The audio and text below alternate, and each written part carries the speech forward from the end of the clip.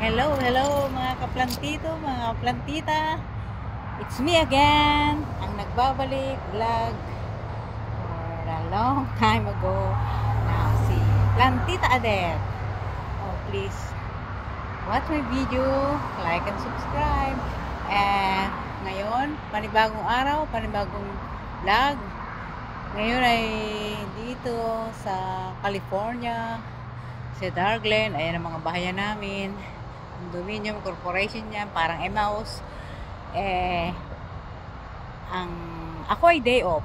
At ang vlog ko ngayon ay ito na naman ang aking me time. Actually, sometimes ang me time ko Wednesday.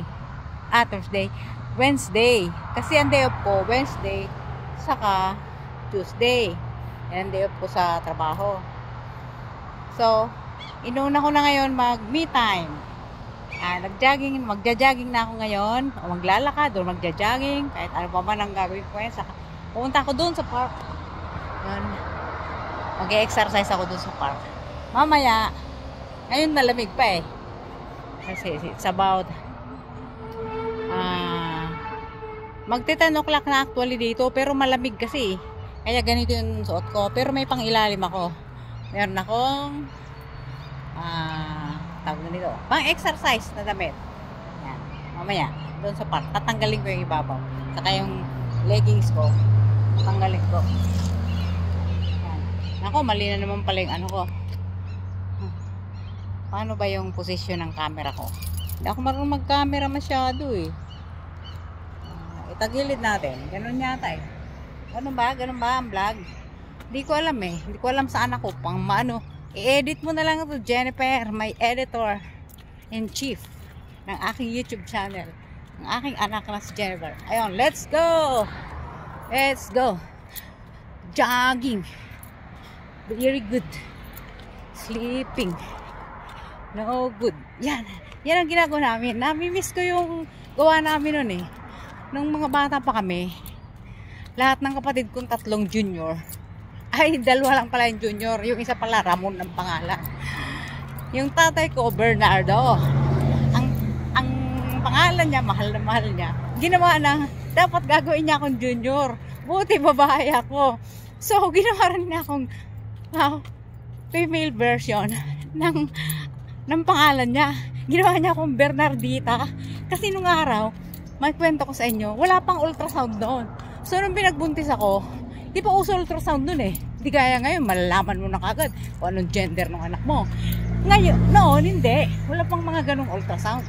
So, hindi nila alam kung ano yung lalabas. Ang inandang pangalan sa akin, Bernardo. Kasi gusto niya junior ang panganay niya.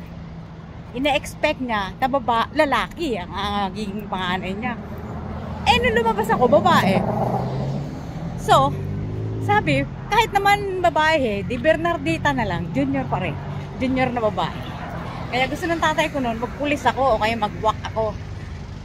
Ni-encourage niya talaga ako na tumaas yung grade ko, magaling sa math, magaling sa lahat ng subject. Bawal may palakol. Kaso, minsan nagkaroon ako ng palakol.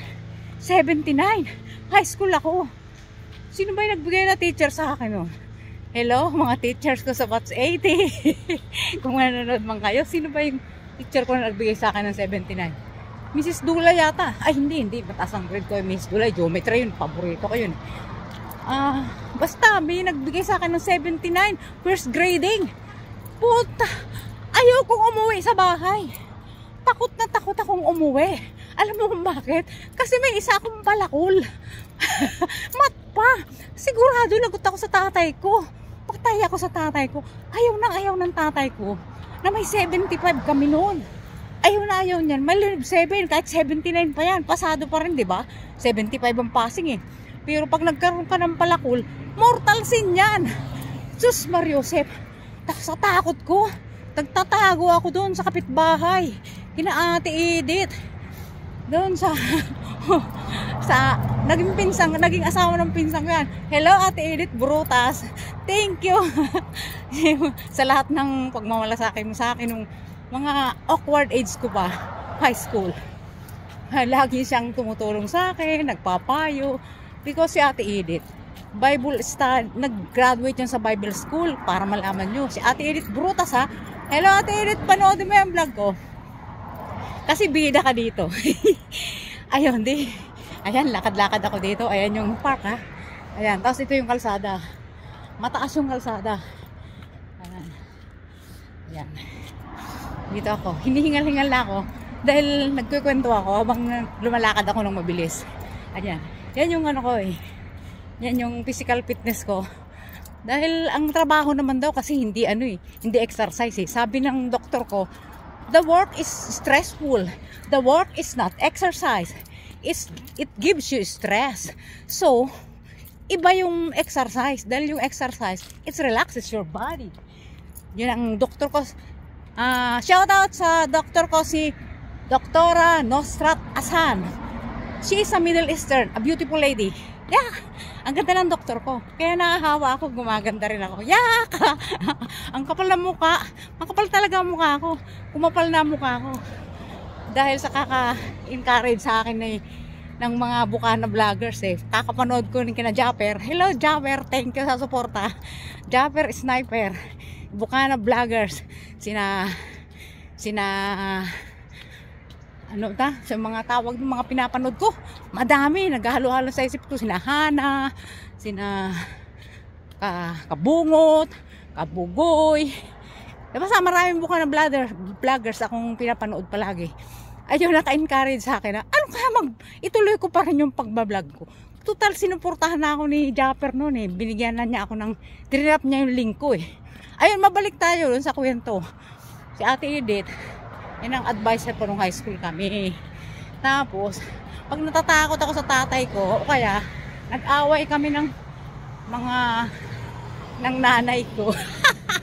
Siyempre, minsan, matigas ang ulo ni Balit. Matigas ang ulo ko. Sabi niya nga, ako daw ay Maldita, Bernardita. Palibas ang pangalan, Bernardita. Eh, may pagka-Maldita. Manang-mana sa tatay niya.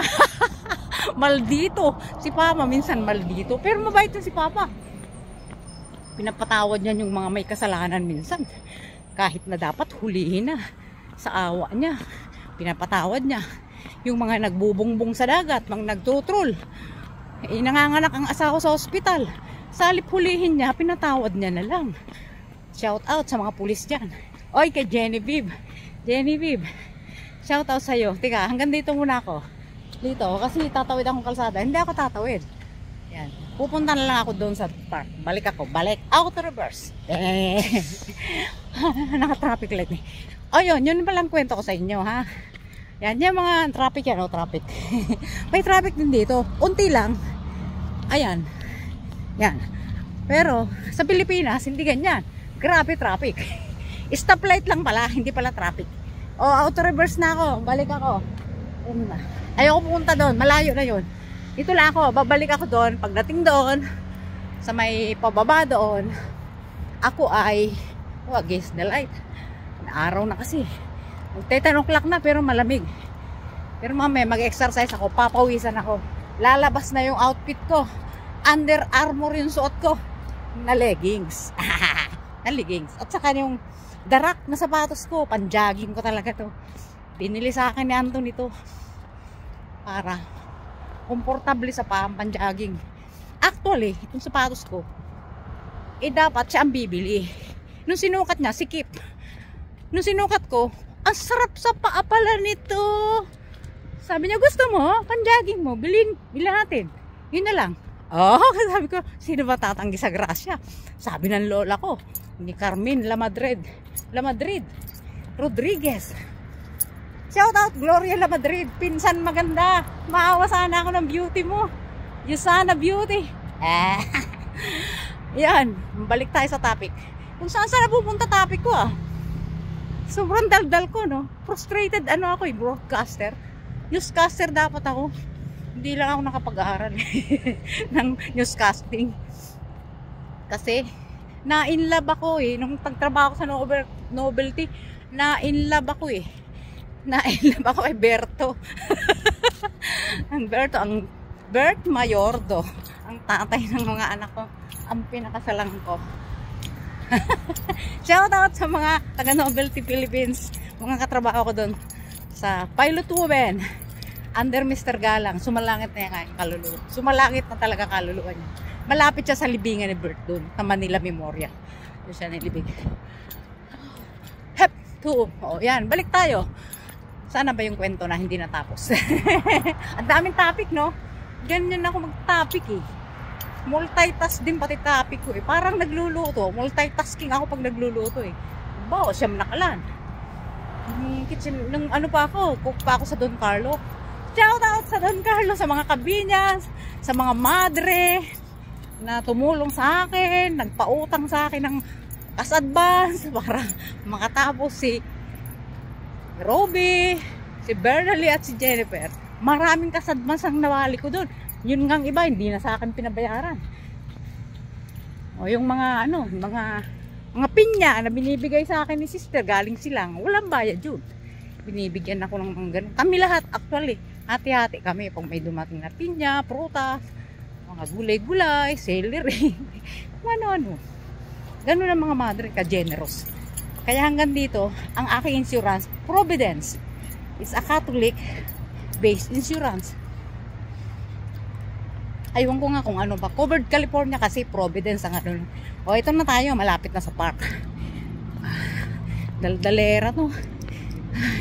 Hindi nga na ako. Wala yatang naglalakad. Basta dyan ako mag-physical fitness ako. Pag ganitong panahon, walang masyadong tao dito eh. Pag mga weekend, maraming tao dito. Ayan, may park rules pa yan. Ayan, balik na rin natin ang camera. Ayan, naku, against the light. Hindi makita ang rules. O, yung dating pinuntahan ko nakaraan, dito rin ako pupunta. Ayan. Ayan. Shout out sa inyong lahat. Shout out sa mga nanonood ng vlog ko. Shout out sa inyong lahat. Ayan, may isang naglalakad rin. Sa kabilang yun. Sige na. Tawid na ako. Ako sa kabila. Mukhang may naglilinis eh. Shout out sa inyo. Ayun, anak ko, sa mga anak ko. Kailan kayo dyan? Diba? Dito ako mag-exercise. Ayan. Ayan ang bahayan na itirhan namin. Actually, dun lang ako sa bandang yun. Bandang yun. Nakatira, banda lang doon. Paano ko ba ituturo? Nguso na lang panturo, ganon. Doon. Ganon ang Pilipino magturo minsan. Pag manghawak yung kamay, hindi may turo. Ang pinatuturo, nguso, ganun, doon. Grabe, no? Oh, eto, sarap ko pala basura. Ayan, bottles.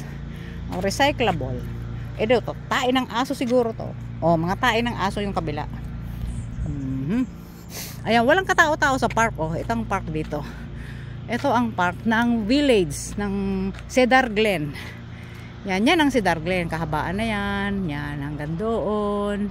Parang court yan, paikot hanggang doon. Tapos may mga bahayan pa doon sa kabilang yun. Tapos ito ang park nila.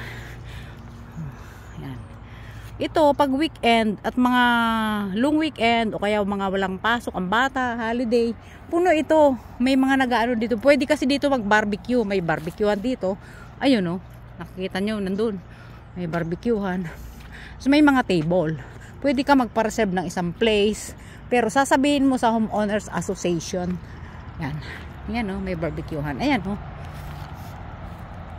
Ayan. Mayroong ihawan dito. Pwede ka magmarin ng mga ihaw-ihaw. Ilagay mo dyan sa table. Diyan kayo, mag-get-together kayo. Maglagay kayo ng payong. Pero sasabihin mo sa Homeowners Association para i-reserve yung lugar. Kasi ito, public to eh. For public use to eh. Para hindi ka na... Pero ang ganda, di ba? Malinis. Malinis. Kasi bawal tumaay mga aso. Pwede ka mag-walking the dog dito. Pero, hindi mo ipapakalat yung mga tain ng aso mo. Bawal na bawal yung dito. Ayan, may rules oh. May rules. City of Lake Forest. Smoke free zone. Bawal dito manigarilyo. Pag nandito ka sa park, bawal kang manigarilyo. Ayun, kapitbahay namin naglilinis oh. Kita sa vlog oh. Oh. Ayun, huwag na. Talikod na ako. Baka mamaya makita pa. Kasi binibidyoan ako ng babaeng yun. Naglilinis lang ako, binibidyoan ako. O yan. Dito na ako ngayon. Mag-exercise ako dito. Ayan. para maarawan yung likod ko. Magpapaaraw ako dito. Naku, nakalimutan ko yung tripod. Pisting yawa, ayan. Kalimutan ko. Yan lagi yung nakakalimutan eh, tripod eh. Dapat dala ko yung tripod. Ito naman kasi si Antonio, hindi sa akin pinaalala. Paano ko bibidyohan sarili ko nito? Paano ko bibidyohan habang nag-e-exercise? Hanap ng place. Oh, walang masasandalan. Paano kaya magandang video? Doon ang camera sa kabila o dito sa kabila? Baka may pupo pa dito ng aso. O dito na lang. Dito na lang. Tapos uupo ako ng konti dyan sa ano. O yan. Ganyan na lang. O yan, ang aking sapatos na darak. Ayan ang panjogging ko. O Bernally, gusto mo rin ng ganitong sapatos? Boy shoe ito eh, malaki kasi pa ako eh. Parang hindi ako kita. Para against the world. Against the world. You and me. Against the world. Parang madilim. Madilim. Paano? Magpapaaraw ako dito eh. Yan. Sunbathing lang. Yung likod ko, papaarawan ko. Ito, may doble ako. So yung likod ko, hindi maarawan. Sabi ng doktor, paarawan ko yung likod ko. Ganun. Nakita yung bilbil ko. Wala bang nanonood dyan? Kayo lang nanonood, no?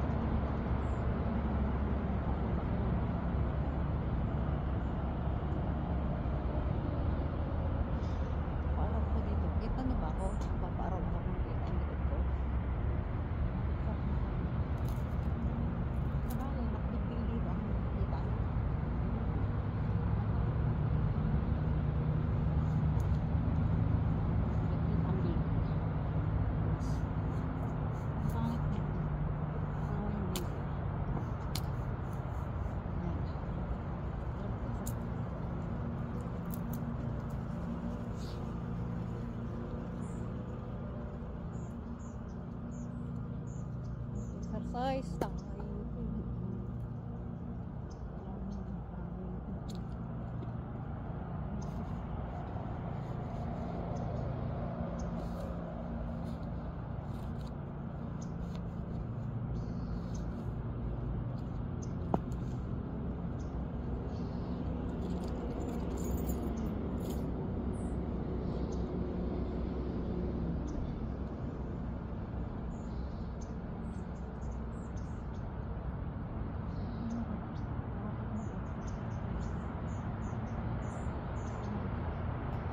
Ganun lang, exercise.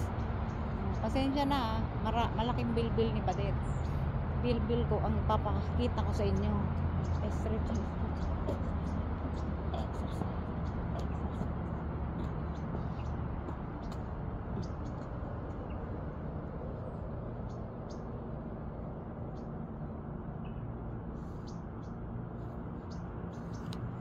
Walang maarawan ang aking balat. Kasi kulang ako sa vitamin D. Sabi ng doktor ko, kailangan kong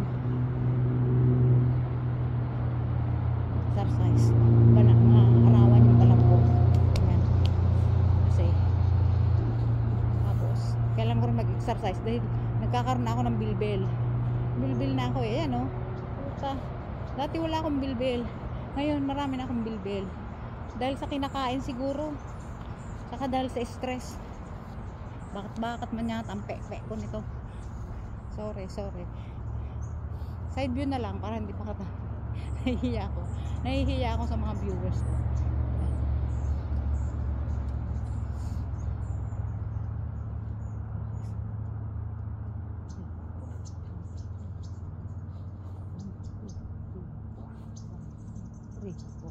One, two, three, four.